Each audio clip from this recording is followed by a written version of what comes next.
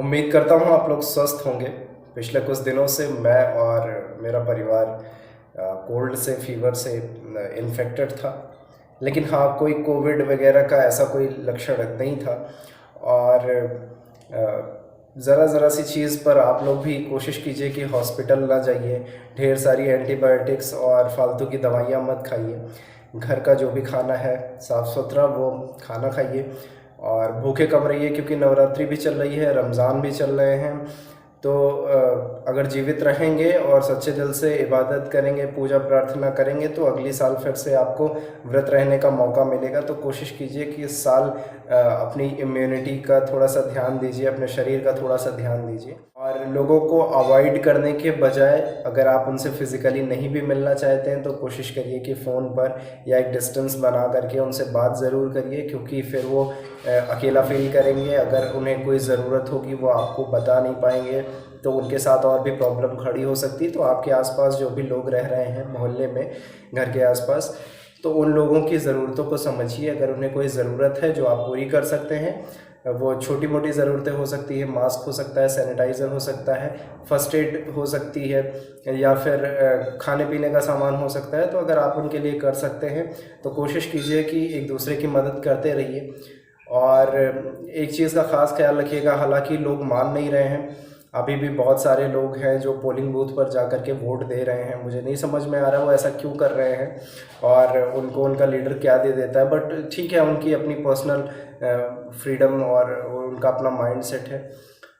तो बट कोशिश ये कीजिए कि नेताओं की रैलियों में जाना और वोट देने जाना, क्योंकि इस साल कोई ज़रूरी नहीं है कि आप ये करें। ज़रूरी है कि आप अपनी फैमिली के साथ रहें, ज़रूरी है कि आप ज़िंदा रहें, आप स्वस्थ रहें। और सच्चाई ये नहीं है जो दिखाई जा रही है कि कोरोना की वजह से बहुत सारी मौतें हो रही हैं। बहुत सारी मौतें लापरवाही की वजह से हो रही हैं, बहुत सारी मौतें लो इम्यूनिटी की वजह से हो रही हैं, बहुत सारी मौत की वजह कुछ और है, लेकिन एट द एंड उसे कोरोना दिखाया जा रहा है। और बहुत सारी मौतें छुपाई भी जा रही हैं, ये भी सच्चाई है। और टीवी से, इंटरनेट से, फेसबुक से, अगर अगर सोशल नेटवर्क भी आपको ऐसी खबरें भी अगर आपको अफेक्ट कर रही हैं, परेशान कर रही हैं, तो कोशिश कीजिए उनको थोड़ा सा अवॉइड करिए। उसकी जगह पर यूट्यूब पर जा कर के अपने फेवरेट चैनल्स, अपने फेवरेट वीडियोस देखिए। तो इस तरह से अपना टाइम यूटिलाइज़ करिए। योगा, प्राणायाम और फिज़िकल एक्सरसाइज जितनी आप कर सकते हैं उतना ही कीजिए। कोई बहुत ज़्यादा नहीं कि आप फिज़िकल स्ट्रेस ले लीजिए और बहुत ज़्यादा करना है। बिल्कुल नॉर्मली रहिए जैसे बाकी टाइम में। बस कोशिश कीजिए कि नॉन एसेंशियल चीज़ों के लिए घर से बाहर ना जाना हो। और तो बेसिक चीज़ों का फॉलो करेंगे तो ठीक हो जाएंगे। और बहुत सारे लोगों को वायरल फीवर, जैसे अभी हम लोग भी वायरल फीवर और ये मौसम के चेंज होने की वजह से जो प्रॉब्लम्स होती हैं, तो इनकी वजह से इन्फेक्टेड थे। तो कई बार ये होता है कि हमें होता कुछ नहीं है, लेकिन हम हॉस्पिटल जाते हैं तो बहुत बड़ा केस बन जाता है। तो अवॉइड कीजिए जितना मैक्सिमम हो सकता है। और जहाँ पर बहुत ज़्यादा आर्थिक तंगी नहीं है वहाँ अवॉइड कीजिए कि बहुत ज़्यादा काम पर जाना या अभी सारी नौकरी कर लेना। तो कोशिश करिए कि ये चीज़ें अभी रोक दीजिए कुछ दिन के लिए, क्योंकि आपस में जो बीमारियां हैं, जो सिम्टम्स हैं, वो ट्रांसफ़र हो सकते हैं और वो आपके घर तक भी पहुंच सकते हैं आपकी वजह से। तो अवॉइड करिए, ट्रैवलिंग अवॉइड करिए, अननेसेसरी मत करिए ये सारी चीज़ें। और क्योंकि अभी इधर मैंने भी अपना जो है प्रमोशन, चाहे वो मैटलब का हो, चाहे वो मैटलब की सर्विसेज हो, तो मैंने बिल्कुल पूरी तरीके से रोक दिया है। और इसका रीज़न यही है कि मेरी वजह से, मेरी सर्विसेज की वजह से किसी को कोई हार्म ना हो।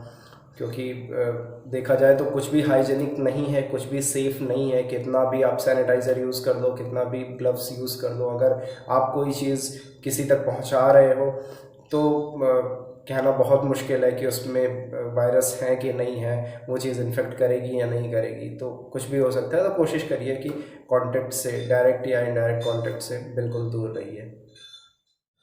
इस पैंडेमिक के टाइम में बिल्कुल भी स्ट्रेस लेने की ज़रूरत नहीं, बिल्कुल पैनिक होने की ज़रूरत नहीं है।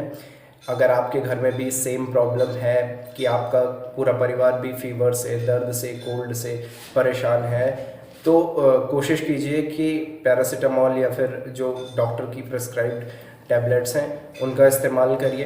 खाने पीने का अच्छे से ध्यान रखिए। और जब तक बहुत ज़्यादा ज़रूरी आपको ना लगे तब तक हॉस्पिटल बिल्कुल मत जाइए।